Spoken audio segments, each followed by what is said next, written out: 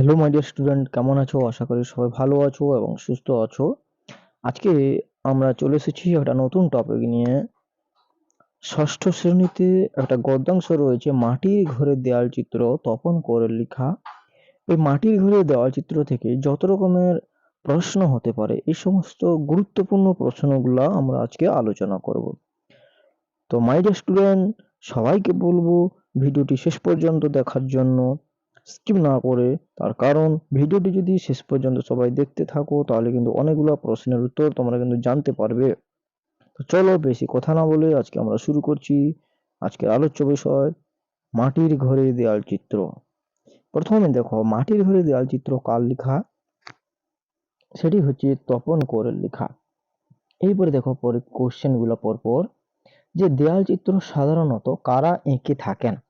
উত্তর হচ্ছে গ্রামের মেয়েরা কিন্তু দেয়াল চিত্র এঁকে থাকেন। এরপরে ২ নম্বর কোশ্চেন দেখো, বলেছে লোকে যাকে বলে চলতি ভাষায় পুরুল্লা, লোকে যাকে চলতি ভাষায় পুরুল্লা বলেন সাধু ভাষায় তাকে কি বলা হয়? উত্তর হচ্ছে পুরুলিয়া। ৩ যে কাকে বাংলার দেয়ালচিত্র চর্চার পীঠস্থান বলা হয়ে থাকে? তাহলে উত্তরটা দেখে নাও, যে পূর্বতন মানভূম জেলার ভৌগোলিক সীমানাটিকে। আমি এগুলো একটু লিখে দিয়েছি, তোমরা সম্পূর্ণ বাক্যে লিখবে। দেখো কোন কোন জেলাতে প্রচুর দেয়াল চিত্রণ হয়ে থাকে? উত্তর হচ্ছে মেদিনীপুর, বাঁকুড়া, বর্ধমান জেলার পশ্চিম অংশ এবং বীরভূম জেলাতে। ৫ নম্বর কোশ্চেন দেখো, যে মানভূম জেলায় কোন কোন আদিবাসী গোষ্ঠীর বাস?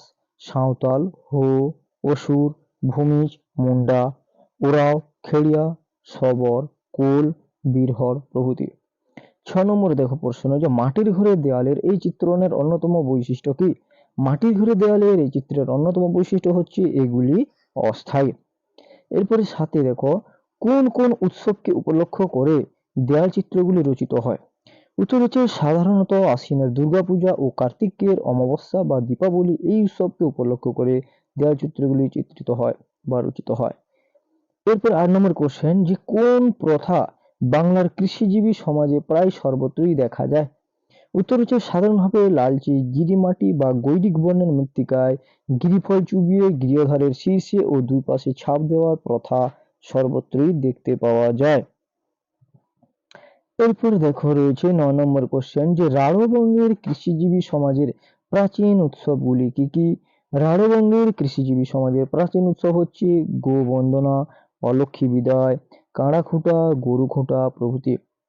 ১০ হচ্ছে মূলত কোন আকার আশ্রিত বর্ণ সমাবেশে রচিত হয় সাঁওতাল দেয়াল চিত্রণ?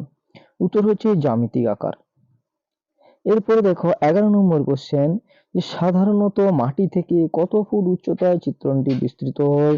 উত্তর হচ্ছে সাধারণত মাটি থেকে ৬ ফুট উচ্চতায় চিত্রণটি বিস্তৃত হয়। এরপরে দেখো ১২ নম্বর কোশ্চেন, যে মানভূম দেয়াল চিত্রের প্রতীক কাকে বলা হয়? মানভূম দেয়াল চিত্রের প্রতীক বলা হয় পদ্মকে। তো এই গুটি কয়েক কোশ্চেন খুবই গুরুত্বপূর্ণ, এগুলা তোমাদের করে যেতে হবে। তো আজকের ভিডিওটা এই পর্যন্ত, ততক্ষণে সবাই ভালো থাকো, সুস্থ থাকো। পরের ভিডিওতে দেখার জন্য চ্যানেলটিকে সাবস্ক্রাইব করে রাখো, এবং আমি যখন ভিডিওটি আপলোড করব তখন তোমার কাছে নোটিফিকেশন কিন্তু চলে যাবে। এবং যারা সাবস্ক্রাইব করনি তাদেরকে অনুরোধ করব সাবস্ক্রাইব করে পরিবারের সদস্য হয়ে যাওয়ার জন্য, কারণ পরবর্তীকালে এইভাবে নিত্য নতুন ভিডিওগুলি আসতে থাকবে। তো আজকে এই পর্যন্ত, দেখা হবে অন্য কোনো দিন অন্য কোনো ভিডিও নিয়ে। ততক্ষণে সবাই ভালো থাকো, সুস্থ থাকো, ধন্যবাদ।